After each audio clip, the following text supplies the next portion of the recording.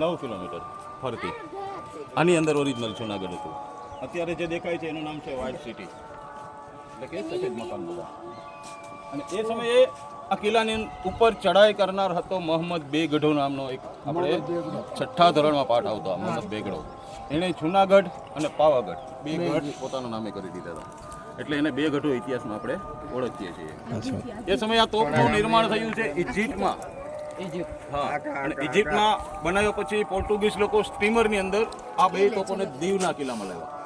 અને દીવના કિલ્લામાં આ તોપો પડી ત્યારે મોહમ્મદ બેગડાને જરૂર હતી અમદાવાદ ઉપર એટેક કરવા માટે આ તોપની. એટલે એ દીવના કિલ્લામાંથી મોહમ્મદ બેગ નામનો રાજા 10 હાથીની મદદથી આ તોપ જુનાગઢ લાવ્યો. અને આને કારણે અહીંના રાજા રા માંડલિક હતા ને એ હારી ગયા, કેમ કે આપણી પાસે એ સમયે તોપો હતી એ 4 થી 5 માણસ સોંપી શકે એવી.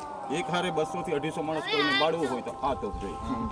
એટલે 10 હાથીની મદદથી જુનાગઢ લાવ્યા.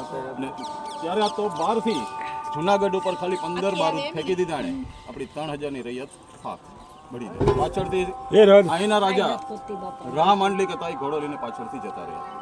એ પછી મુસ્લિમ આક્રમણ અંદર આવ્યું ગેટમાંથી, આપણા જે મુસ્લિમ છે એના અંદર આવી અને એણે જોયું આ 3 માળનો રાણીનો પેલેસ છે. ઉપરનો માળ આ તોપનો લાડ તો એ બાજુ કર્યો, ઉપરનો માળ ફૂકી દીધો અને ત્યાં 4 મિનારા મૂક્યા, નામ આપ્યું જુમ્મા મસ્જિદ. મુસ્લિમ શાસન શરૂઆત થઈ ગઈ 550 વર્ષ થયા. એમાં છેલ્લે 9 નવાબ જુનાગઢમાં થયા.